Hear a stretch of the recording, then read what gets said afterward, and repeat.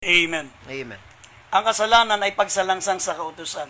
Yes. Kahit iniisip natin mga minamahal na tama, kahit iniisip natin mga minamahal na matuwid, ay iniisip natin na parang hindi naman masama, hindi naman bawal, pero sabi ng Biblia ang kasalanan ay ang pagsalangsang sa kautusan. Amen. Katulad ng pagsamba sa rebulto, pagsamba sa mga graven images, ito po ipinagbabawal ng banal na kasulatan. Kaya nga, kung sinabi ng Biblia, maminamal na huwag kang gagawa ng larawang inanyuan, ng kawangis, ng anumang nasa itas ng langit, nasa ilalim ng lupa, nasa ilalim ng dagat, mga minamal sabi, huwag mo silang yuyukuran o paglilingkuran sila. Sapagat ako ang Panginoon Diyos ay Diyos na mapanibuguin. Sabi po ng Exodus 20, verse 3 up to 5. Kung sinabi yan, maminamal at nilabag po natin yan, sinuwata natin ang utos na yan, kasalanan po yan. Sabi, anumang pagsalangsang sa kautusan, ito po yung kasalanan. Amen. Ang nagbibigay ng kasalanan sa tao, mga minamahal, ay ang si Satanas. Gusto niya tayong dayain. Gusto niya, maminamahal, na tayo po ay mahulog sa kasalanan, gaya ng pandaya niya kay Adan at kay Eva. Kaya nahulog sila sa kasalanan. Hanggang ngayon, dinadaya tayo ng diablo, maminamal. Kaya nga, sabi ng James chapter 4, verse 7, resist the devil and the devil shall flee from you. Amen. Salansangin mo ang diablo pag inuudyo kang gumawa ng kasalanan, inuudyo kang magsinungaling, inuudyo kang magalit, inuudyo kang maminamahal na magmura, inuudyo kang na magnakaw, anumang mga kasalanan na inuudyok sa ng diablo. Sabi ng Biblia, maminamahal, salansangin mo ang diablo at siya'y tataka sa iyo. Yes. May kapangyarihan tayo. Sabi mo, Satanas, lumayo ka sa akin, lalayo si Satanas sa iyo. Amen. Yan yung nag-uudyok ng kasalanan sa atin. Sabi ng James chapter 4 verse 7, si Satanas, maminamahal, ay salansangin natin para tayo makalaya sa panunukso ng diablo upang tayo magkasala. Basahin po natin ang talata. Dito sa aklat ng Santiago, Kabanatang 4, talatay 7. Pasakop nga kayo sa Diyos, datapwat magsisalangsang kayo sa diablo at tatakas siya sa inyo. Amen. Amen. Yan po, maminamahal ang sabi ng Biblia. Amen. Kapag tayo po ay nagpapasakop sa kalooban ng Diyos, maminamal, sasalansangin natin ang gawa ng diablo. Yes. Pero kung hindi po tayo marunong magpasakop sa kalooban ng Diyos, hindi natin alam, nagpapaubaya na tayo sa kalooban ng diablo. Dapat, maminamahal, matuto tayong sumalangsang. Huwag tayong ayon ng ayon, maminamahal, kahit ang nag-uudyok sa atin ay mga kaibigan nating matalik, kahit ang nag-uudyok sa atin ay mga magulang mismo natin, kahit ang nag-uudyok sa atin, maminamahal, ay nasa mga kapangyarihan, kinikilala at iginagalang po natin. Maminamahal, sabi ng banal na kasulatan, magpasakop tayo sa kalooban ng Diyos. Magpasakop tayo sa Diyos at magsasalansang tayo sa diablo. Kasi ang diablo hindi naman lalapit siya, may sungay, may buntot, at naninilaw ang mata. Sabi ng Biblia, maminamal, si Satanas ay katulad ng anghel ng kaliwanagan. Hindi yan lalapit sa iyo na may buntot, may pangil, may sungay, at namumula ang mata. Hindi po. Lalapit yan, mga minamal, gamitin ng kaibigan mo, o gamitin, maminamal, ang mga mahal mo sa buhay. Amen. Gagamitin kahit nga asawa mo, gagamitin niya, maminamal, kahit sino mga taong malalapit sa iyo. Kaya nga dapat alam mo ang salita ng Diyos. Amen. Para alam mo kung ano yung kasalanan. At ano po, maminamal, yung pong mga bagay na nakalulugod sa kalooban ng Diyos. Yan po, maminamal, ang sabi ng banal na kasulatan, sabi, makipaglaban tayo, laban sa kasalanan. Strive, sabi ng Biblia. Pangalawa, maminamal, bakit? Ang iba po, maminamal, ay magsisikap pero hindi makapapasok. Bakit sinabi rito, maminamal, na magsipilit kayong pumasok sa pintuang makipot sapagkat maraming magnanais ngunit hindi makapapasok?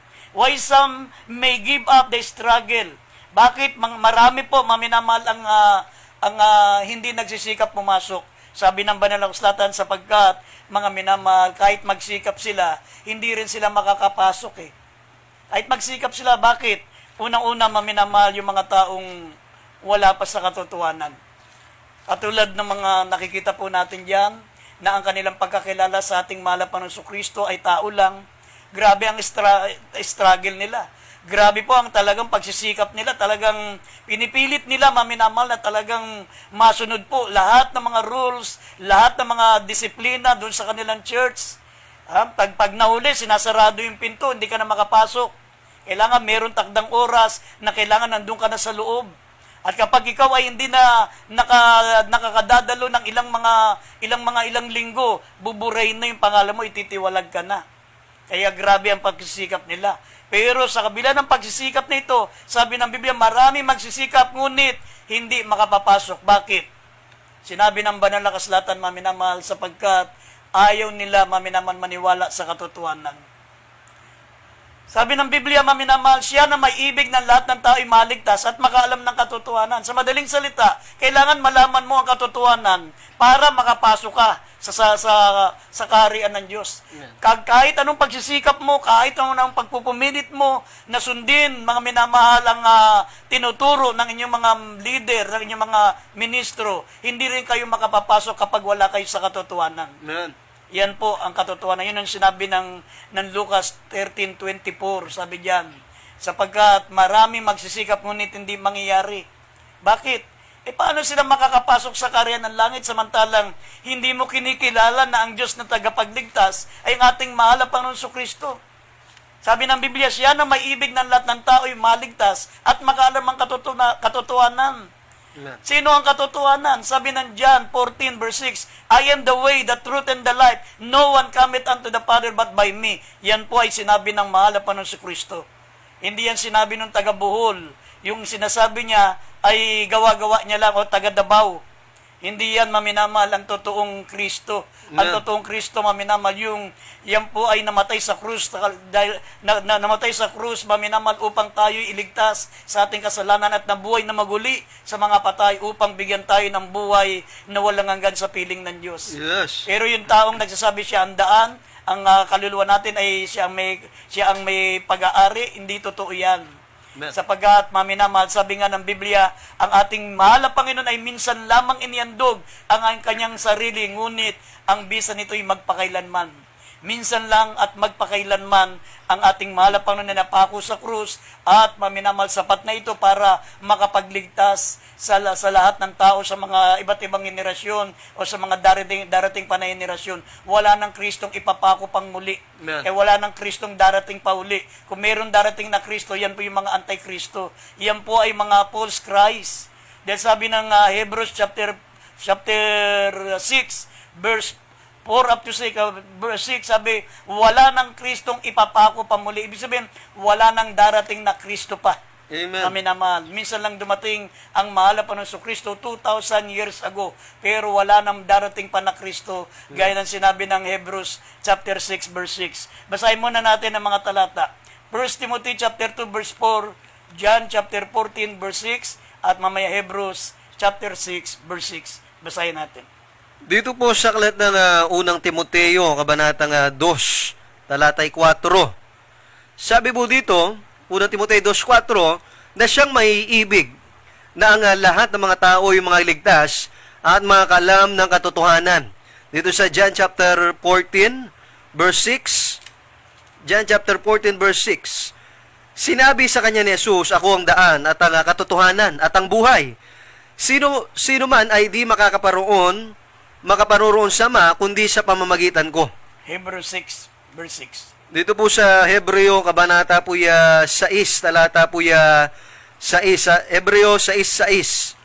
Sabi dito, at saka nahiwalay sa Diyos, ay di maaring baguhin silang muli sa pagsisisi, yamang kanilang ipinapapakong muli sa ganang kanilang sarili ang anak ng Diyos at inilalagay na muli siya sa hayag na kahihiyan. Amen. Amen. Yan po, maminamahal, kapag tayo po'y hindi naniwala sa ating pinakamamahal na Panginoon Jesucristo, wala ng Kristong ipapako pang muli. Amen. Sabi ng banal na kasulatan, maminamahal, na siya ang may ibig ng lahat ng tao ay maligtas at makaalam ng katotohanan. Kailangan malaman mo ang katotohanan, kailangan malaman mo ang tamang daan, malaman mo, maminamahal, ang makapagbibigay sa atin ng kaligtasan at buhay na walang hanggan. Malaman mo, makilala mo ang Diyos na tagapagligtas. Paano ka maliligtas kung hindi mo, mga minamal, tatanggapin na si Kristo ang Diyos na ating tagapagligtas? Tinianggihan mo mismo yung Diyos na tagapagligtas. Paano ka maliligtas? Amen. Kaya yun yung sinasabi ko po sa inyo, maminamahal, na marami magsisikap, ngunit hindi mangyayari. Maraming mga panatiko, maraming mga deboto, mga minamahal, maraming mga tinatawag na nagsasakripisyo, alang-alang sa pagpasok sa karya ng langit. Pero sabi, hindi mangyayari. Bakit? Hindi nila alam ang katotohanan. Amen. Hindi nila alam ang daan. Hindi nila alam, maminamal, kanino matatagpuan ng buhay. Sabi ng mahal na Panginoon Kristo sa John chapter 11 verse 25 and 26, sabi ng mahal na Panginoon, ako ang buhay at ang pagkabuhay na maguli. Ang sumasampalataya sa akin, bagamat siya'y namatay, siya'y muling mabubuhay. At ang sino mang sumasampalataya sa akin na nabubuhay kailanman ay hindi na mamamatay.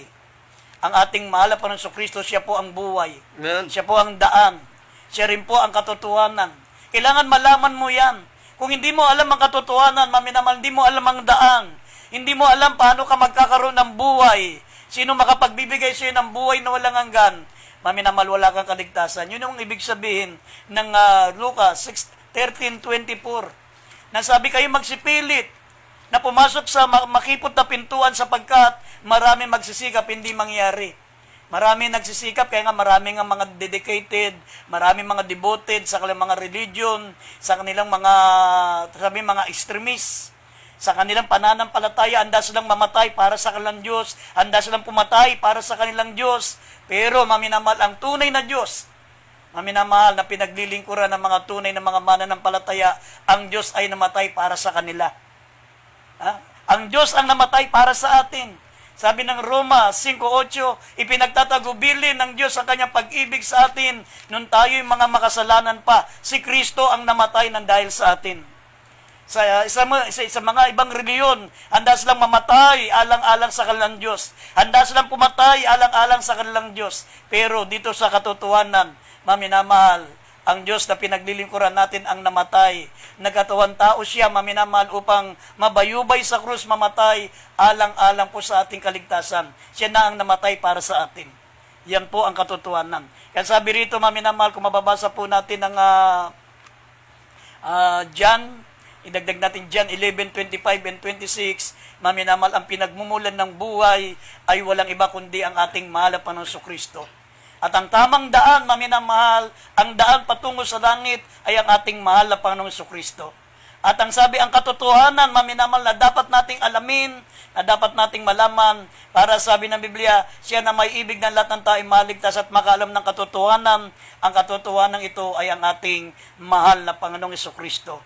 Yan po ay mababasa natin. Basahin natin John 11:25 and 26. Dito sa aklat ng 1, kabanatang 11, talatay 25 hanggang 26.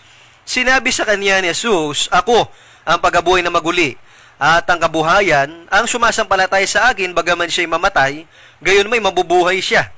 26, at ang sino mang nabubuhay at sumasampalataya sa akin, ay hindi mamamatay magpakailanman. Sinasampalatayanan mo ba ito?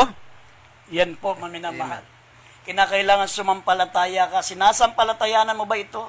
Kung gusto mo magkaroon ng buhay, kung gusto mong malaman ang tamang daan, at kung gusto mo maminamahal matagpuan ang katotohanan, sabi ng mahal na Panginoon, sumampalataya ka sa Kanya. Amen. Sinasampalatayanan mo ba ito? Sabi niya, ako ang buhay at ang kapagkabuhay na maguli. Ang sino man sumasampalataya sa akin, bagamat siya'y namatay, ay mabubuhay siyang muli. At ang mga nabubuhay na sumasampalataya sa akin, kailanman ay hindi na mamamatay. Yan po ay sa pagbabalik ng ating mahal na Panginoon Kristo, mga minamahal, magaganap po ang pangakong yan ng ating mahal na Panginoon 2,000 years ago. Nang sabi niya, lahat ng mga sumampalataya sa akin na namatay, sila'y muling mabubuhay. Sa pagbabalik ng ating mahal na Panginoon Kristo, sabi, 1 Thessalonica 4:16 hanggang 17, ang mga namatay, ang unang mabubuhay na maguli. Sa pagparito ng mahal na Panginoon, at tayo mga nabubuhay ay babaguhin, at saka tayo ang pangalawang dadalhin sa langit, at tayo sa Panginoon magpakailan-kailan paman. Amen. Yun, magaganap yung sinabi ng mahal na Panginoon na lahat ng mga sumampalataya na namatay ay muling mabubuhay. At ang sumasampalataya na nabubuhay, kailanman na hindi na makakakita ng kamatayan. Lahat ng mga naabutan dito na nabubuhay sa pagbabalik ng ating mahal na Panginoon, hindi na sila makakaranas ng kamatayan, sapagkat babaguhin ang kanilang katawan, magiging eternal, maminamal, magiging immortal, magiging tinatawag incorruptible. Hindi natatanda, hindi manghihina, hindi na magkakasakit. Sila po, maminamahal, ang tinatawag na glorified body. Yan ay sa pagbabalik ng mahal na Panginoon. Gaya ng sinabi rito sa unang Tesalonica 4, talatang 16 hanggang 17, yan po'y magaganap po yung pangako ng mahal na Panginoon sa John 11:25 and 26. Sa mga taong hindi naniniwala sa salita ng Diyos, ito po'y imposible para sa kanila. Hindi ka panipaniwala. Pero sa atin, na sumasampalataya, walang imposible sa Diyos na ating pinaglilingkuran. Gaya ng sinabi ng mahal na Panginoon, kung gusto mong makamtan ang pag-asang ito, sabi niya, sinasampalatayanan mo ba ito? Kailangan mong sumampalataya. Basahin po natin ang talata, 1 Thessalonians, chapter 4, verse 16 hanggang 17. Dito sa aklat ng unang mga taga-Tesalonika, kabanatang 4, talata 16 hanggang 17. Sapagat ang Panginoon din ang bababang mula sa langit, na may isang sigaw, may tinig ng arkanghel, at may pakakak ng Diyos. At ang nangamatay kay Kristo ay unang mga bubuhay na maguli. 17. Kung magagayon, tayong nangabubuhay na nangatitira ay aagawing kasama nila sa mga alapaap, upang salubungin ang Panginoon sa hangin, at sa ganito isa sa Panginoon tayo magpakailanman. Amen. Amen. Yan po, maminamahal. Kaya nga, dapat alam po natin ang daan, maminamahal, at alam po natin ang katotohanan, at higit sa lahat, maminamahal, alam po natin kung sino ang totoong makapagbibigay sa atin ng buhay na walang hanggan. Paano ka magkakaroon ng kaligtasan? Paano ka magkakaroon, maminamahal, ng buhay na walang hanggan? Kung tatanggihan mo, maminamahal, mismo ang Diyos na tagapagligtas. Ha? Kung tatanggihan mo mismo, maminamahal, ang pinagmumulan ng buhay, sabi ng ating pinakamamahal na Panginoon, ang sumasampalataya sa akin ay may buhay na walang hanggan. Yun lamang sumasampalataya sa Kanya ang may buhay na walang hanggan. Sabi ng John chapter 5 verse 40, ayaw kayong lumapit sa akin upang magkaroon kayo ng buhay na walang hanggan. Ayaw nyo sumampalataya sa mahal na Panginoon, maminamal, para magkaroon ng buhay na walang hanggan. Pero sabi rito, maminamal, basahin natin dalawang talata. Dito, idagdag natin ang John chapter 6, verse 47, ang sumasampalataya ay may buhay na walang hanggan. Sabi ng John 5:40, ayaw kayong sumampalataya sa akin upang magkaroon kayo ng buhay na walang hanggan.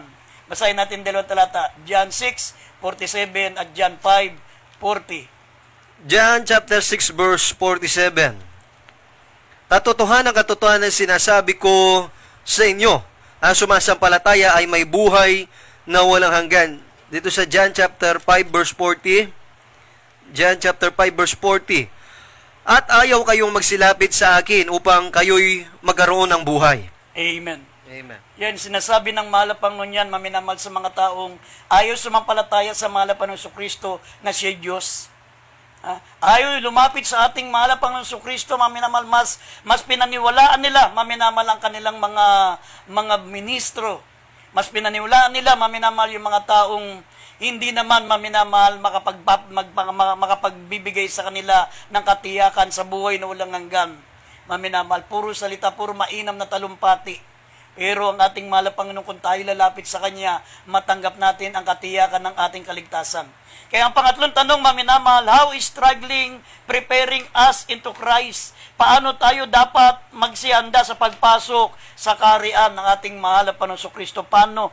Sabi rito, maminamahal, sabi rito sa Hebrews chapter 4, maminamahal, verse 11, at itataas natin ng verse 2 at verse 6, paano tayo, maminamahal, maghahanda sa pagpasok sa kaharian ng ating mahal na Panginoon Kristo. Hebrews 11, chapter 4, verse 11, taas natin ng verse 2 and verse 6. Dito sa aklat ng Hebreo, kabanatay 4, talatang 11, itaas ng 2 at 6. Sabi dito sa 11, magsipagsikap nga tayo ng pagpasok sa kapahingahang yaon upang huwag marapa ang sinuman ayon sa gayong halimbawa ng pagsuway. Taas ng 2, sapagkat tunay na tayo'y pinangaralan ng mabubuting balita, gaya rin naman nila. Ngunit hindi nila pinakinabangan ang salitang napakinggan dahil sa walang kalagip na pananampalataya ang nakarinig sa sais. Kaya't yamang may natitira pang ibang dapat magsipasok doon, at ang mga pinangaralan ng una ng mabubuting balita ay hindi nangapasok dahil sa pagsuway. Amen. Amen. Yan, maminamahal, ganito tayo magsisikap. Sabi, how is struggling, preparing us into Christ. Paano tayo dapat magsiyanda sa pagpasok sa kaharian ni Kristo? Sabi rito, mga minamahal, kailangan natin ng pagsisikap. Kailangan mo magsikap. Sabi, magsipagsikap nga tayo sa pagpasok sa kapahingang yaon upang wag marapa ang sino man ayon sa gayong halimbawa ng pagsuway. Amen. Huwag tayong madaling matisod. Huwag tayong maging maramdamin. Huwag tayong tumingin sa tao.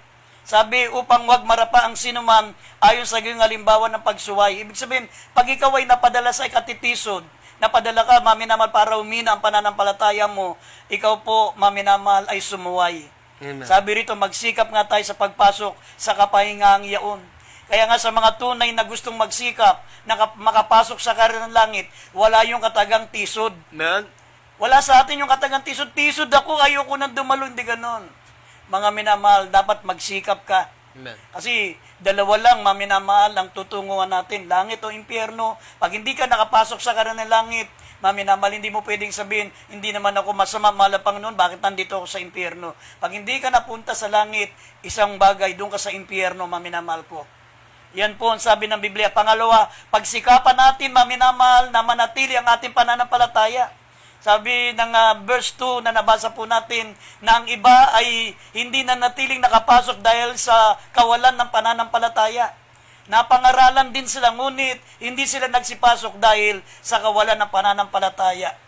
Kasi ang pananampalataya nanggagaling sa pakikinig at pakikinig. Yung mga mananampalataya, dumadalo nga, pero hindi nila binibigyan ng importansya ang pakikinig. Wala sa kanila yung tinatawag, maminamahal, na atensyon. Wala yung attentive na pakikinig. Nandun sila pero pinalalabas sa kabilang tenga, papasukin sa kabilang tenga ang salita ng Diyos, palalabasin sa kabilang tenga. Kaya nga, hindi lumalago sa pananampalataya. Kasabi, merong hindi nakapasok, bagamat sila'y napangaralan dahil sa hindi pananampalataya. At pangatlo, sabi ng Biblia dito, maminamahal, dahil sa pagsuway. Sila'y hindi nakapasok dahil sa pagsuway. Kaya nga, pagsikapan natin, maminamahal, na hindi tayo makasuway sa utos ng ating pinakamamahal na Panginoon. Ganyan po ang pagsisikap na dapat nating gawin. Sabi pa rito, maminamahal, basahin po natin sa 1 Corinthians chapter 15 verse 2. Basahin po natin ang talata. Dito sa unang Korinto, kabanatang 15 at talatay 2. Sabi dito, unang Korinto 15:2, sa pamamagitan naman nito'y ligtas kayo, kung matyaga ninyong iingatan ang salitang ipinangaral ko sa inyo, maliban na kung kayo'y nagsisampalataya ng walang kabuluhan. Amen. Amen. Maminamahal, sabi, matyagan yung ingatan ang salitang ipinapangaral sa atin. Amen. Matyaga. Katulad ng pagtsatsaga ng isang magsasaka. Grabe ang tiyaga, madaling araw pa lang, maminamahal, gigising na para magbungkal ng lupa. At pag ito'y nabungkal na, maminamahal, madaling araw pa lang, maminamahal, maglalagay na ng bini sa kanilang ibinungkal na lupa. Pag ito'y naitanim na, gigising uli na madaling araw para diligan, maminamahal, ang kanyang itinanim. At pag ito'y tumubo na, babantayan niya pa araw-araw, maminamahal, upang lagyan niya ng fertilizer, lagyan niya ng insecticide para hindi kainin ng mga kulisap. Ganun po ang tinatawag na pagtsatsaga. Ha? Sabi rito, sa pamagitan nito, iligtas kayo kung matyaga niyong iingatan ang salitang ipinangaral sa inyo, maliban kung kayo'y nagsisampalataya ng walang kabuluhan. Yan po, maminamahal, kailangan ng tinatawag na pagtsatsaga. Kapag may tiyaga, may nilaga. Kaya nga, kapag hindi mo pinaghirapan ang iyong kaligtasan, lagi ka nasa comfort zone, hindi ka nagtitiis, hindi ka nagtsatsaga, hindi ka naghihirap sa kaligtasan mo, maminamahal, wala kang panghinayang kung mawala ka sa Diyos. Sabi nga, ang walang tiyagang magtipon, walang hinayang magtapon. Ibig sabihin, pag hindi mo pinaghirapan ng isang bagay, hindi ka nanginayang mawala sa iyo. Ganun, bakit? May mga mananampalataya na baliwala sa kanilang kaligtasan. Kahit ma-backslide sila, kahit mawala sila sa paglilingkod sa Diyos, kasi yan yung mga taong hindi nila pinagsikapan, hindi nila pinagtiyagaan, maminamahal, ang kaligtasan na ipinagkalob sa kanila ng mahal na Panginoon. Sabi rito, matyagan yung ingatan ang salitang ipinangaral ko sa inyo, malibang kayo'y nagsisampalataya ng walang kabuluhan. Amen. Kaya sa kauli-ulian, maminamahal, ang uling abili ng banal na kasulatan dito sa Hebrews, chapter 2, verse 1, at italo natin ang 3 and 4, maminamahal. Basahin natin ang uling talata. Dito sa Hebreo, kabanatang 2, talatay 1, 3 at 4. Sabi po dito sa 1,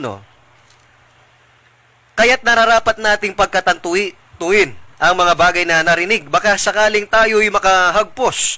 Sa 3, paano makatatanan tayo kung ating pabayaan ng ganitong dakilang kaligtasan may pinangusap ng Panginoon nung una ay pinatunayan sa atin sa pamamagitan ng mga nakarinig na pawang sinasakyan naman ng Diyos na kasama nila sa pamamagitan ng mga tanda at mga kababalaghan at ng saganang kapangyarihan at ng mga kaloob ng Santong Espiritu o ng kaloob ng Espiritu Santo ayon sa kanyang sariling kalooban. Amen. Amen. Yan po, maminamahal. Kaya nga sabi, kaya't nararapat natin pagkatantuin. Ibig sabihin ng pagkatantuin, sabi to more earnest heed. Ating pong pagsikapan, maminamahal na ingatan ang ating mga naririnig.